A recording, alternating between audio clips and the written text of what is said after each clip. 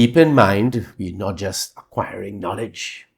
We want to learn. So when we hear of Moses, it should tell us something.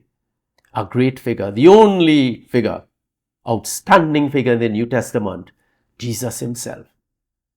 During the birth of Moses, as I mentioned earlier on, right, kill every male. Herod killed all the male during the birth of Jesus.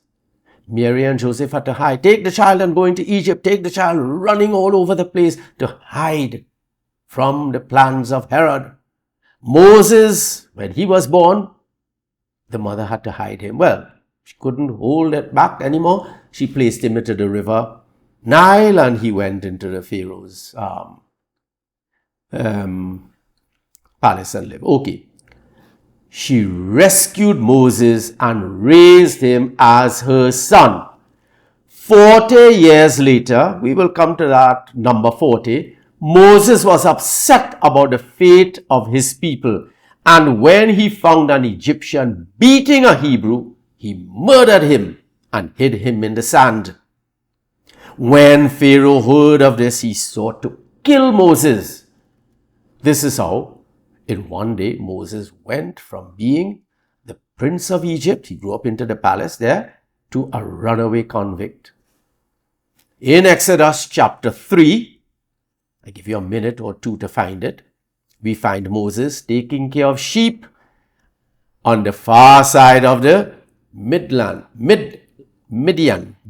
far side of the Midian desert. One day, when he was taking care of the flock, he noticed a bush was burning, but it was not being consumed. So what do we get here? Mother had to hide the child. He was rescued by the daughter of Pharaoh, grew up in the palace, and decided, look, all this life and lovely, I can't. My people are suffering. I will leave this life and go to help my people. Jesus is the new Moses. He came from heaven. He said, look, I can't be in heaven and my people suffering. I will leave and come down and identify with your suffering to save you. So think about that, and I hope it is making sense. I hope you all are interested, eager about these beautiful names of God. And tomorrow, please God, we continue Yahweh, the self-existent one.